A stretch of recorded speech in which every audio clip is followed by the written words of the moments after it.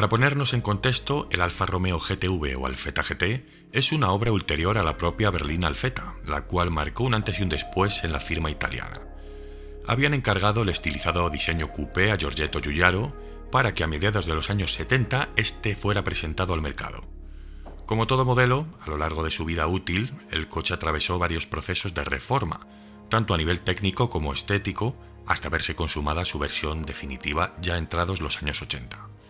El denominado GTV6 sería el primer coupé de Alfa Romeo que equiparía el motor Buso de 6 cilindros. Es más, la adaptación a su reducido vano motor obligó a la marca a moldear sobre el capó una pequeña chepa que diera cabida a este prodigioso motor de canto celestial.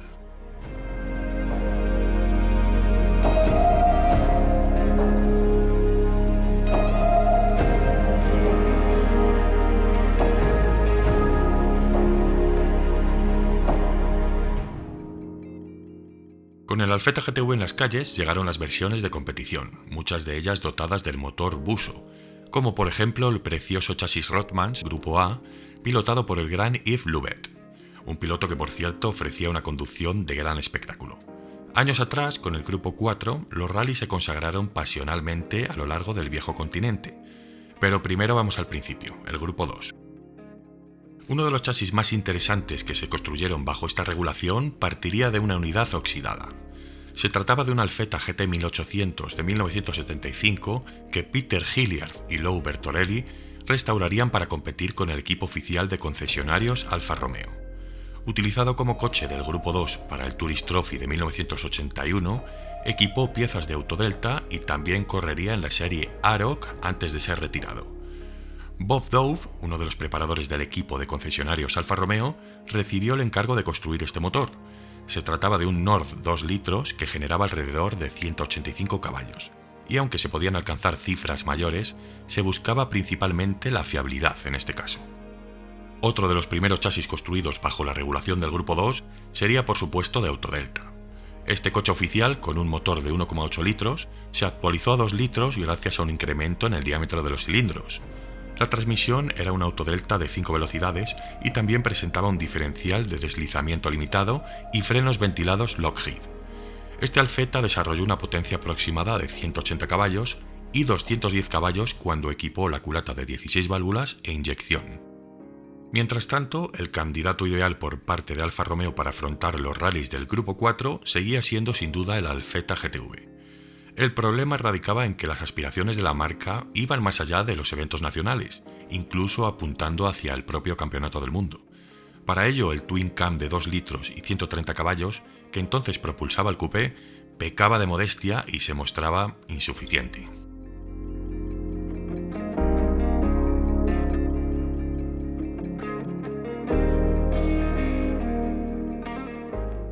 Como hemos dicho, Autodelta, bajo la dirección de Carlo Chiti, en aquel entonces representaba el departamento deportivo de Alfa Romeo, y como tal iniciaron un modesto programa deportivo en torno al motor Twin Cam, básicamente para ejecutar una reforma que se basaba en la sobrealimentación. Este no había sido hasta entonces un concepto demasiado sugestivo para la marca, si bien el departamento de I+D se hallaba inmerso en optimizar los consumos de sus mecánicas, y en consecuencia, en aquellos tiempos el turbo tampoco suponía un recurso que aún evocara demasiada fiabilidad a la hora de competir. Bueno, entre 1979 y 1980 también se construyeron 400 unidades del denominado Alfa Romeo Alfetta GTV Turbo Delta. Estaba adaptado también al reglamento Grupo 4, rendía 180 caballos gracias a un turbo triple K K26 y todos los chasis fueron definidos en ficha como Alfa Romeo Autodelta 116-36. El motor de doble árbol incorporaba un nuevo cigüeñal de acero forjado, un sistema de alimentación que se intercaló mediante el uso de 2 carburadores Weber 40 o bien unos del Orto DHLA. Homologado el 1 de febrero de 1980, el primer Turbo Delta Grupo 4 debutaría precisamente ese mismo año en el Rally Costa Brava con Mauro Pregliasco y Mauricio Berini en la cabina. La mayoría de estos coches fueron versiones de calle, de manera que Autodelta reformó muy pocos chasis para adaptarlos a especificaciones Grupo 4.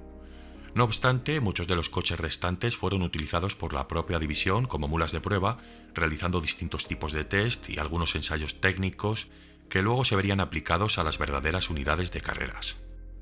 En 1981, Alfa decidió unirse al creciente número de campeonatos nacionales e internacionales de turismos. El departamento de carreras de Alfa, Autodelta, contrató a las empresas de tuning Inverti de Italia y Luigi Racing de Bélgica, y ambas trabajaron en el diseño y la creación de piezas especiales que permitirían que los coches se ajustaran a las regulaciones vigentes del Grupo A. Autodelta, por otro lado, se encargaría del proceso de homologación y marketing. Bueno, como ya sabemos, en 1982 la FIA reemplazó los Grupo 1 y 2 por el Grupo N y el Grupo A. El primero fue ignorado principalmente por los participantes del Campeonato Europeo, y básicamente todos los corredores seguían en la senda del Grupo A. Del mismo modo, siguiendo la tradición de Mount Panorama, Alfa Australia también decidió homologar un Bathurst especial, una serie limitada de 25 coches armados con el motor estadounidense de 2 litros e inyección Spica. El experimento fue un desastre. El nuevo GTA-M era incluso más lento que los venerables coches de la serie de 1,8 litros. Al final se inscribieron 3 GTA-M para Bathurst 1976, un coche de fábrica construido por Autodelta y pilotado por John Leffler y Richard Carter, y otros 2 chasis privados. El lado antagonista llegaría de la mano del Alfetta GTV6, el cual gozó de un gran éxito desde los inicios del Grupo A en Europa. Obtendría múltiples logros, incluidos 4 títulos consecutivos del Campeonato Europeo de Turismos entre 1982 y 1985 y el Campeonato Británico de 1983 conquistado por Andy Rose. Sin embargo, cuando el Grupo A llegó a Australia en 1984, el GTV6 estaba ya comenzando a ver decrecer su rendimiento, dado que el 2,5 litros de aluminio, 60 grados y 12 válvulas era relativamente pequeño para afrontar aquel territorio. Tras disputar 6 temporadas en Australia, el piloto Colin Bond afirmó que el Alfa GTV6 tenía casi todo lo necesario para ser un contendiente absoluto en el Grupo A. Lo único que necesitaba teóricamente era más potencia. En términos generales, se trataba de un coche muy bien equilibrado, con una buena relación peso-potencia y un buen coeficiente de penetración, pero para estar en igualdad de condiciones con otros modelos como el BMW 635 CSI o los Mustang, por ejemplo, necesitaba alcanzar al menos una cifra de 300 caballos.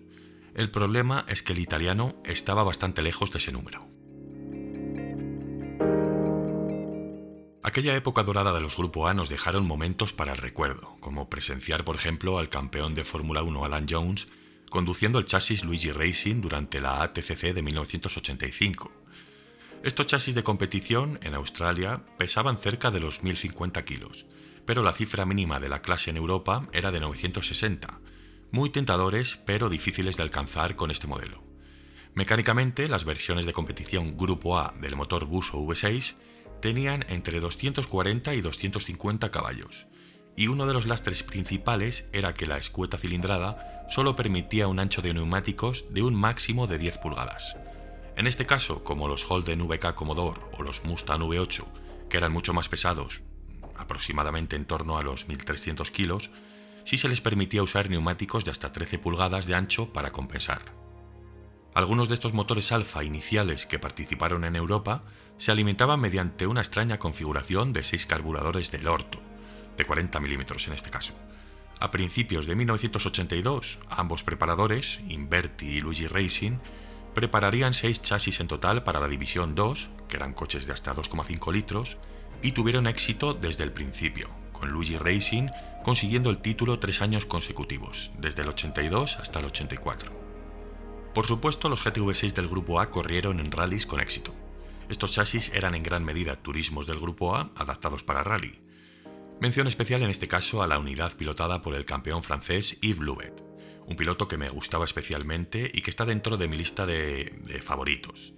Este era un conductor espectáculo y me recuerda en cierto modo al gran Pep Basas, la forma de las trazadas, cómo colocaba el coche y cómo deslizaba la trasera. Eran pilotos que no iban a lo sencillo, a trazar sin más, sino que les gustaba hacer disfrutar al público. En este caso, los chasis GTV6 de rally se definían por motores V6 de 12 válvulas alimentados por inyección electrónica Bosch L-Jetronic para rendir 220 caballos aproximadamente sobre unas carrocerías de unos 1100 kilos. Pero realmente ningún piloto de rally tuvo más éxito con este coche que Bruno Bentivogli. Ganaría los títulos italianos de rally en 1982 sobre el Grupo N y en el 83 y 84 sobre el Grupo A, este último con un chasis GTV6 concretamente. Bueno, volvemos a los turismos y ahora mencionamos a Danny Snobeck, que fue el protagonista del campeonato de producción francés a bordo de un GTV, el cual inicialmente se presentó con el motor de 2 litros, aunque rápidamente pasó a equipar las especificaciones GTV6. Estos chasis tuvieron presencia en el campeonato durante un periodo comprendido entre 1981 y 1983, hasta que Snobeck pasó a pilotar el Mercedes 190 W201. Las reglas de este campeonato se traducían en una versión algo más liberal que las del Grupo A, con una compensación de peso-potencia en este caso. Los coches presentaban spoilers algo más toscos y había 2 categorías, la de menos de 2,5 litros y la superior, aunque realmente los coches estaban bastante igualados. Continuando con la estela de turismos de circuito cerrado, algunos álbumes también desvelaron una interesante versión Grupo 5, esta vez en formato natural GTV con turbocompresor e inyección mecánica Kagel-Phaser. El bloque de carrera corta incorporaba una culata multiválvulas 1300 GTA y transmisión por cadena, aunque en el 81 se transformó a correa. Las imágenes, que fueron tomadas en el circuito de Zolder durante la temporada 1979, revelan el misticismo de esta rara avis. El coche declaraba 295 caballos a 9.500 revoluciones y alcanzaba los 300 km/h. Iba dotado, entre otras cosas, de lubricación por cárter seco, un sistema de encendido Bosch o un diferencial tarado al 85%. Con estas especificaciones se introdujo en la División 2 del campeonato alemán DRM con Heinz Isert en la cabina. Sería un chasis completado por Isert Motorsport, Sachs Racing a cargo del bastidor y el Dr. Strick a cargo de la construcción del motor. Alfa Romeo Alemania, por otro lado, sí apoyaría financieramente el proyecto, aunque no estaría presente como firma oficial. Y llegamos por fin al último eslabón de los GTV, y este se congregó en torno al campeonato australiano de GT. Tony Edmondson ganó su primer título en este Alfa Romeo Alfetta GTV, propiedad de Don Elliott. Pero cuidado, este coche ahora iba armado con un motor V8 Holden Repco. Estos Big Block fueron construidos en KIA Engineering, en Adelaida, y lograrían conquistar el campeonato de 1980 y 1981. Estaban construidos 100% desde un chasis tubular, y cualquier carrocería que decidiesen utilizar se moldearía en fibra de vidrio y carbono. Por su permisividad, estos chasis eran relativamente fácil de construir, es decir, lo primero, un motor ubicado lo más atrás posible, tanto que vais a ver una imagen demencial. Increíble pero cierto lo que veis en pantalla. Lo irracional en este caso estaba a otro nivel. Para equilibrar a la perfección el peso, se utilizó un transeje e incluso hubo un Saab que utilizó una caja de cambios de un chasis Indy, imaginaros, y luego las suspensiones eran libres, o sea, toda una locura. Si el Grupo 5 ya parecía irracional, esto era el peor manicomio de todos.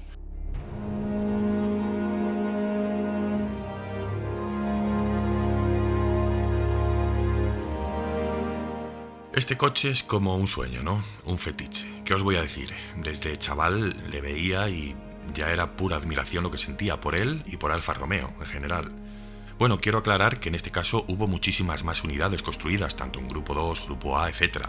Pero bueno, aquí he hecho una recopilación de las unidades que yo considero más destacables en la historia de estas disciplinas mencionadas, o que a mí más me han marcado, personalmente. Un sonido de ensueño, un diseño de otro mundo salido del puño del genio de Giugiaro y el emblema italiano del Vistione encabezando todo ello. Pura fascinación automovilística, amigos. Ahora os toca a vosotros mencionar unidades GTV de competición, las que más os gusten, de las que tengáis especial recuerdo, las más raras. Os leo a todos, Masters. Os dejo también a los miembros del canal, quienes están siendo partícipes directos de esta carrera evolutiva, y muchas gracias a todos por estar aquí. Nos vemos el domingo.